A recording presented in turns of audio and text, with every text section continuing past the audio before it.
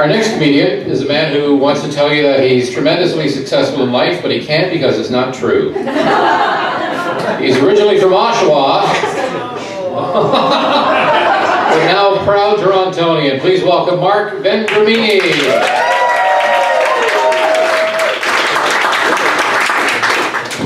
Hey, good evening. Yes, like Ross said, my name is Mark, and I was born in Oshawa. Don't worry about it, though. My therapy is done. Doctors say I'm going to be fine. I'll tell you a little bit about it. It's actually a great town. They recently had a contest because they wanted to have a new a slogan for the city, and they came up with a great winning entry. Welcome to Oshawa, where even the sun is gray. Hey, that's okay. It's better than the second place one. That was, hey, welcome to Oshawa. At least we're not Windsor. Have you ever noticed Oshawa is actually situated directly between two nuclear power plants? I'm not sure if you've actually realized that. It's kind of cool because people don't need microwaves. They set their food on the windowsill, they walk away, 10 minutes later ready to go. When I was growing up, my mom used to bake Fallout cookies. They were awesome. They never got cold. Halloween in Oshawa was a lot of fun. We'd all get dressed up in our hazmat suits, go door to door. Parents would hand out iodine tablets. I bet you didn't know this. Iodine actually comes in 4 flavors: cherry, lemon, grape, and metallic. Netflix was there recently. They've been filming a documentary film series there. I'm sure you've heard of it. It's really, really popular. It's called The Walking Dead. It was tough growing up, though. We did not have a lot of money. Like a lot of other families in Oshawa, our living space was very, very tight. I get emotional when I say this. But my parents, they worked really, really hard. They were able to save up some money, finally moved to Toronto into a larger Chevrolet. So last week I was at a coffee shop, not in Oshawa, and I overheard 3 women talking. And I could tell by the conversation that it was a daughter, it was a mother, and it was a grandmother.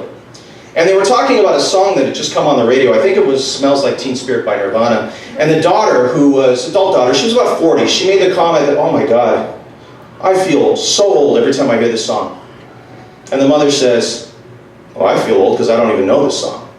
And the grandmother looks at him with a confused look in her face and says, well, I feel old because I can't even hear this song. I know, it's funny, 3 people in a coffee shop actually talking.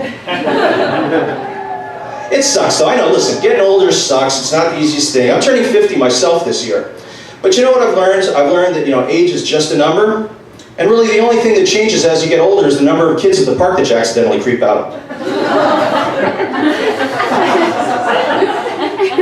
Speaking of kids, my son, he's been bugging me to take him to go see that Marvel Infinity War movie. And, I'm hesitant. It's not that it's anything wrong with the movie, but it's a ripoff. I mean, these superhero movies, they're a scam. They're all the same. The hero blows something up, he saves the world. He blows something up, he saves the world. What did Iron Man do today? He blew something up. Then what did he do? He saved the world. Yay! When I was growing up, we went to the movie to see one of 3 things, okay? First thing was Phoebe Cates naked. Okay? 2 was Jason hacking up unsuspecting teenagers. 3 was Phoebe Cates naked. I must have seen that woman naked more often than her husband has, I'll tell you. Hey, any 905ers here? Oh, we got a few. Hey, yeah, thanks for voting for Doug Ford. Appreciate it. Because of you, I got one thing to look forward to the next 4 years, and that's telling you all, I told you so. He's not a good man. He vacations down in Mexico a lot. You know what the Mexicans like to call him? They call him El Chapo. You think that it's a coincidence that Doug Ford rhymes with drug lord? It's code. You know what he did in Ontario, or what he did in Toronto with the garbage pickup? How he split it in half? He's going to do the same thing with the marijuana sales. The LCBO is going to take care of everything east of Cornwall. Him and his brother Randy are going to take care of everything west. But you know what? He never did put out an election platform. So I called a buddy of mine who works at Queen's Park. He sent me a copy of it. So I'm going to tell you a few things that are on it. So these are the things that we've got to look forward to in the next 4 years. Doug Ford plans on building a border wall and making Montreal pay for it. Doug Ford wants to change Ontario's slogan to make Etobicoke great again. He plans on changing... Oh, Etobicoke. Okay. I feel sorry for you. He plans on changing the name of Question Period to That 70s Show. Hey, we're getting $1 beer. Great, huh?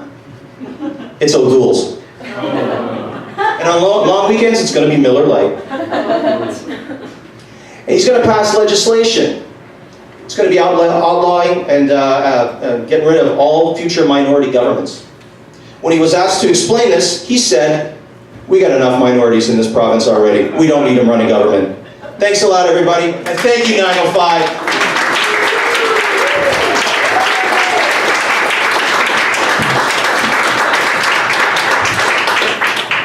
All right, a little nasty there with the 905 reference at the end there. You guys are a little upset. That's Mark Vendramini. One more time for Mark.